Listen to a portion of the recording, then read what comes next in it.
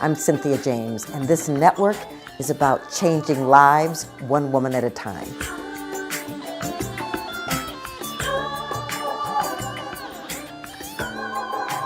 We are changing the world one woman at a time. We're changing families, neighborhoods, and communities one woman at a time. Because I believe that this is the time of women emerging. And I get the honor to introduce you to incredible women making a difference on this planet. So my guest today is Leizel Lane. Let me tell you a little bit about her. She has an MA in industrial psychology. She's an associate certified coach, a certified youth leadership and mentoring coach. And as a performer, entrepreneur, and executive for 30 years, she has mobilized initiatives that have maximized the potential of individuals and their environments. Among her achievements, she was awarded Woman of Excellence for Community Outreach in 2017 and Best Small Business in the Dance category for 2019 and 2020. Her nonprofit organization, Atlanta Seeds, Self-Esteem, Empowerment, and Education Through Dance, specializes in providing girls and women the opportunity to build self-esteem through dance, and now spends most of her time helping Gen Z youth as a life, career, and academic coach. At myteenlifecoach.com, Leizel is blessed with a modern blended family of 5 children and a fantastic husband. So, Leizel, welcome. Thank you, Cynthia. Thanks for having me. I'm so grateful that you're here. So, you know, I always like to talk about where people came from because, what's interesting to me is that people sort of think that people just emerged into brilliance and greatness, that they never went through anything. So tell us a little bit about your background. And I know you were, an incredible ballerina. So where did you come from? Yeah, yeah. I know it's funny how the life goes through ebbs and flows. You start someplace, you end up in another, and you think, oh my goodness, how did I get there? But really, my life started as a 3-year-old little girl, and my mom actually used dancing as a way to save me from being exposed to things that, were not good for me. So, if you were to think about the typical sad story of little girl grows up in traumatized home, I was sexually abused, only discovered that later, but had just a ton of trauma in my life that I was completely unaware of. And, growing up, you just kind of get used to what your norms are. So ballet and dancing became everything to me. It was where my identity was centered around. So, mom was a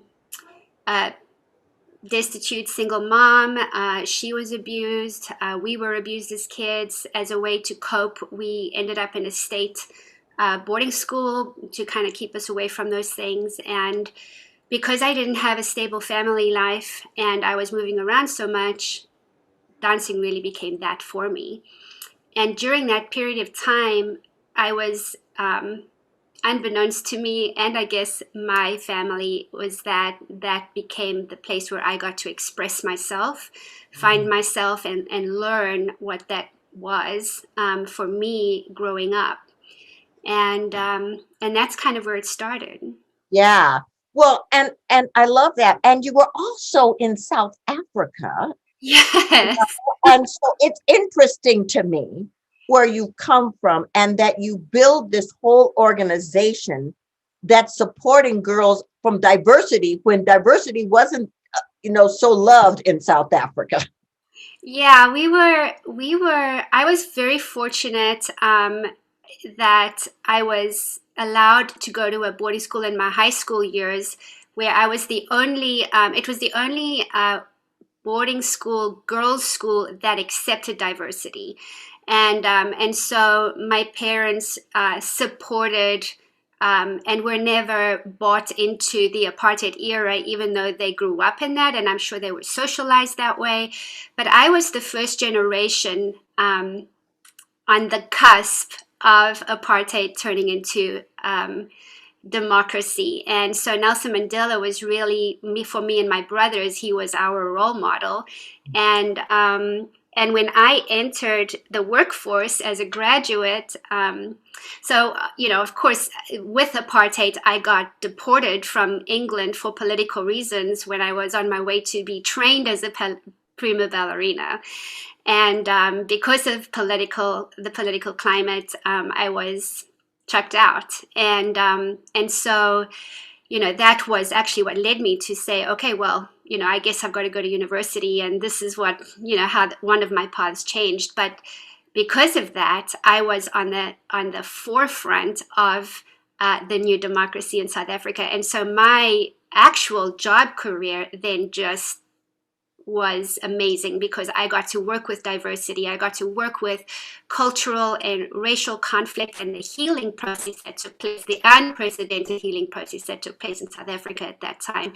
And I got to do that in the workplace. So, having spoken and learned 4 languages, I could be a facilitator and a mediator between cultures and languages and their spiritual practices and just everything, because we had all kinds of our whole medical HR medical program was centered around 11 different spiritualities. So you had to learn how to facilitate around that, and that's where my strength for that grew. Well, that's awesome. So I want to know how you get from being, this high paid corporate woman Yeah.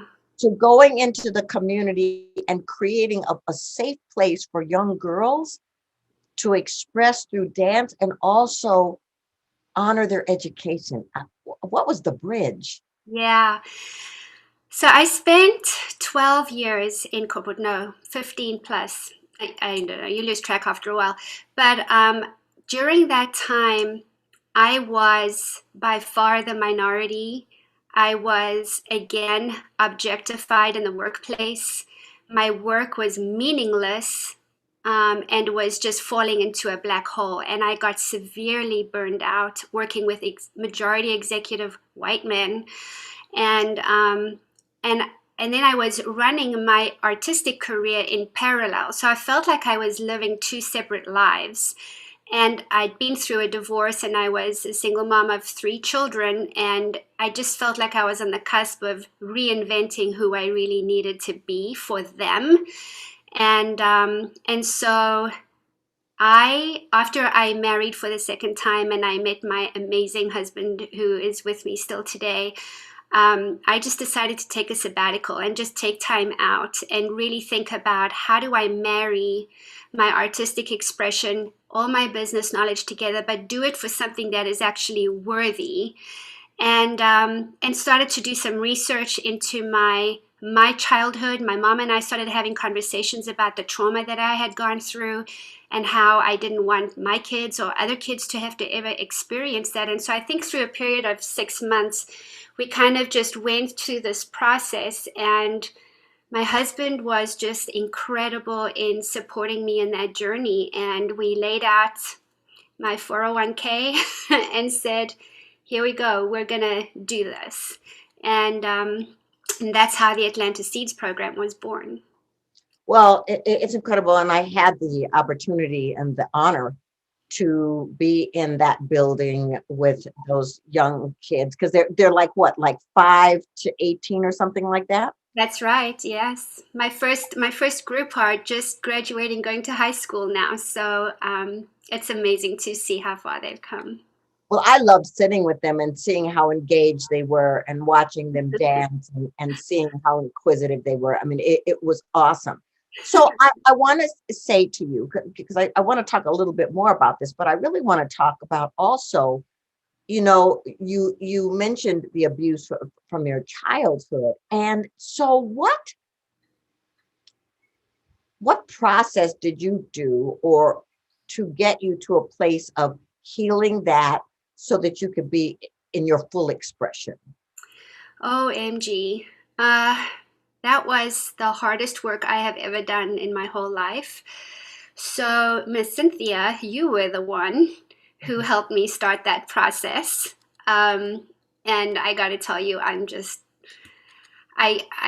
always talking about it to people because I didn't know what I didn't know. And when I started the R program with you, I suddenly started to wake up in parts of my body. And I will never forget the day you said to me, I came to you and I said, there is something wrong. My stomach hurts. I'm in pain. And you said to me, Leizel, it's okay. You're birthing.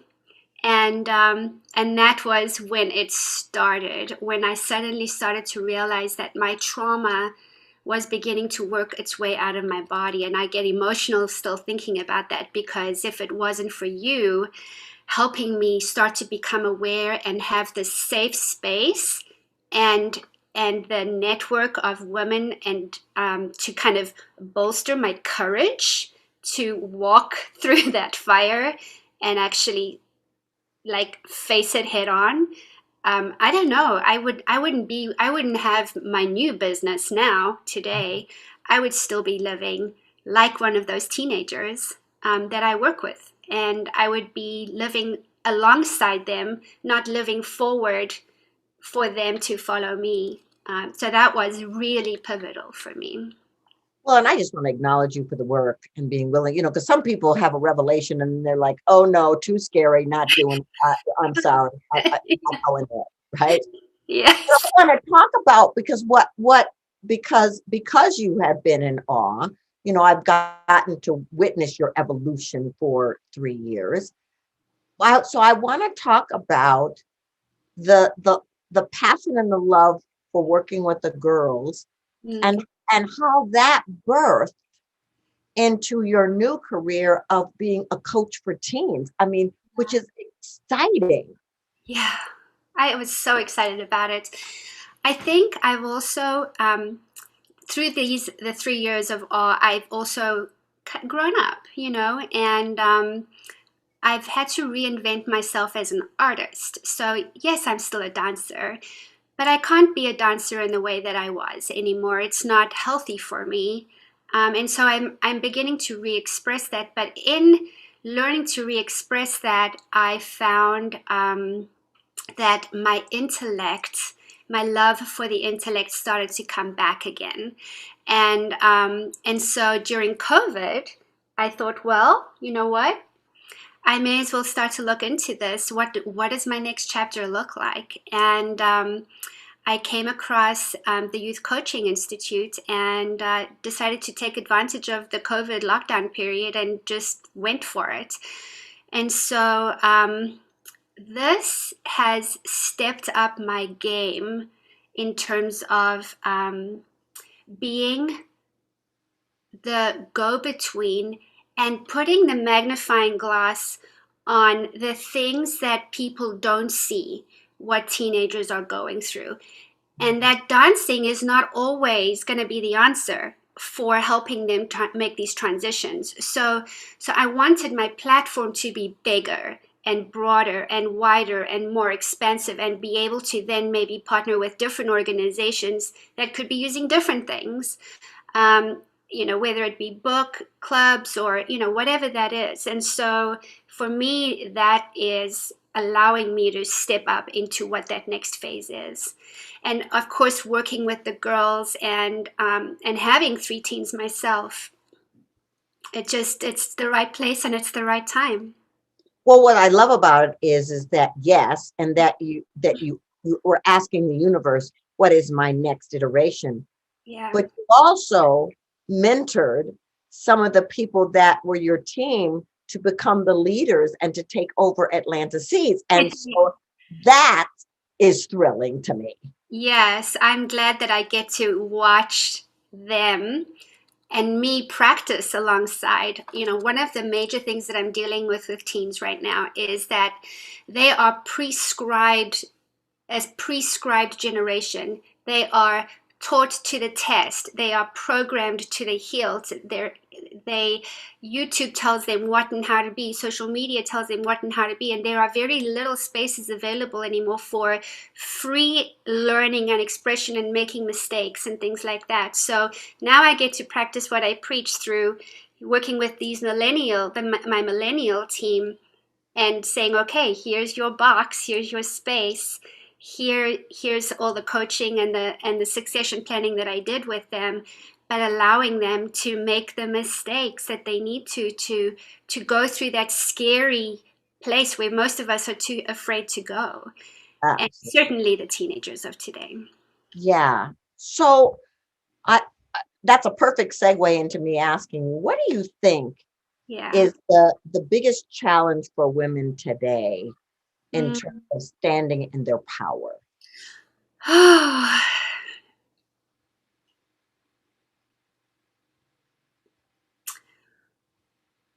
My instinct, and I'm working with moms, I'm working with teachers, I'm working with community leaders.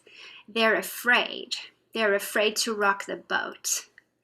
And I feel like for so long, we've been in this paradigm of how we have to function as women in society or as women leaders in society, and that we've been boxed in. And we, these women, other women that I'm working with, they see it. They see that the paradigm needs to shift, but they don't know how.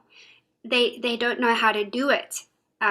But they're trying and they're courageous, and so it's kind of like, what are the ways that I can present and have the skills to now help the next generation to create their own future in their way, not our way, not the way of the ancestral past, but in their language, their identity, their exploration, without shoving it onto them.